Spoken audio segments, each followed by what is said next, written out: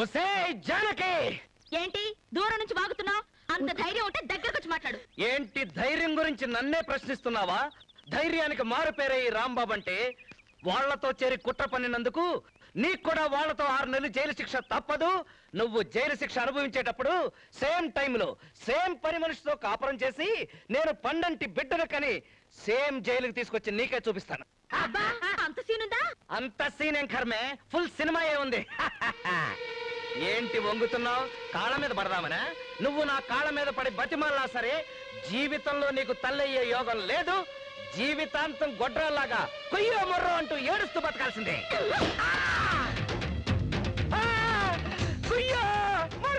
నన్ను గొడ్రాలంటావా? నీ తల పగలగొట్టి నేను కాటికి పంపిస్తాను. తప్పే, తప్పు, నీ మొహానికి తోడు సంసారం కూడానా?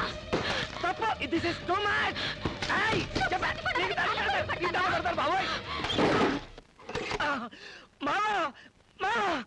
నా పిల్ల నన్ను కొట్టింది.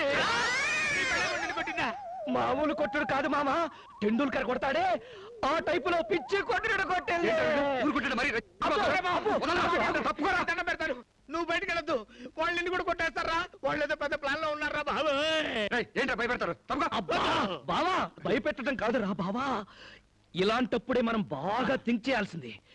వాడి పెళ్ళాం వాడిని కొట్టింది అనంటే అది వేరే విషయం, కానీ చదువుకున్న నా పెళ్ళాం ఇటుక రాయితో కొట్టింది అనంటే ఇది బాగా ఆలోచించాల్సిన విషయం.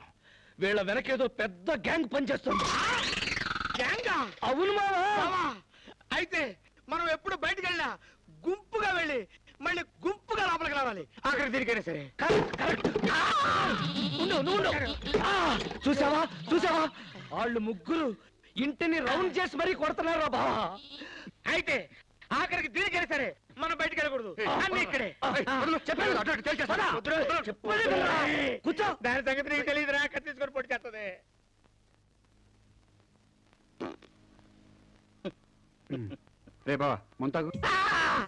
వద్దు బావా, నాకు మందొద్దు. మందు చూస్తే మా ఆవిడ కత్తి తీసుకొని మీద కూర్చున్నంత భయంగా ఉంది. బావా, నాకు తెలియక అడుగుతాను, ఇన్నాళ్ళు మనం కొట్టినా తిట్టినా తన్నినా నోరెత్తలేదు, ఇప్పుడు సడన్ గా ఎదురు తిరిగారంటే వీళ్ళకి ఇంత ధైర్యం ఎక్కడి నుంచి వచ్చింది బావా? కాదురా, మనం వాళ్ళని 10 మంది ముందు మెడబట్టుకుని బయటకు గెంటాం కదా, అక్కడ వచ్చింది ప్రాబ్లం. ఇప్పుడు మన ఇంట్లో మన పెళ్ళాలను కొట్టున్నట్టయితే అది 4 గోడలతో సరిపోయేది. ఎప్పుడైతే మనం 10 మంది మధ్యలో కొట్టామో అది పబ్లిక్ ఇష్యూ అయింది. అందుకే ఆ మాస్టర్ ఏం క్వశ్చన్ చేసినా మనం మాట్లాడలేకపోయాం. అందుకే నేను చెప్పేది ఏంటంటే, ఏంటి, మనం మన పెళ్ళాల దగ్గర కూల్ గా వెళ్ళి వాళ్ళని నైస్ గా ట్యాకిల్ చేసి మన ఇళ్ళకి తీసుకొచ్చేద్దాం. ఇంటికి వచ్చాక చక్కగా ఇంటి 4 గోడల మధ్యలోను చితక బాధితే అడిగే నాదుడు ఉండడు. ఎలా ఉంది ఐడియా? ఏంటో నీ ఉద్దేశం? దాన్ని లోపల పిలిపించి నన్ను ఇంట్లోనే సమాజం చేద్దామరా? అది ఇంట్లోకి అడుగు పెట్టిందంటే నేను ఒక క్షణం కూడా ఎక్కడ ఉన్నాను. మా పుట్టింటికి ఏంటి అన్నిటికీ భయపడతావు? ఉండు. అంకుల్ అంకుల్, బుజ్జికి తలనొప్పిగా ఉందంట, ఏడుస్తుంది. తొందరగా రండి అంకుల్, రండి అంకుల్. నేను ఇక్కడ ఉన్నాను, లీక్ చేయకే. నువ్వు ఎక్కడికి రా? పాపం బుజ్జికి ఒంట్లో బాగోలేదంట, నేను కూడా వెళ్ళి చూసొస్తాను. ఏంటన్న ఉద్దేశం? నువ్వు బయటికి వెళ్తే అది లోపలికి వస్తే నన్ను ఇక్కడ సమాధి చేయాలా? చంపేస్తా నిన్ను. పడుకో, పడుకో, ఇక్కడ పడుకో.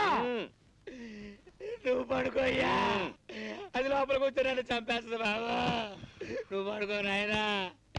అయ్యో పడుకో, అయ్యో.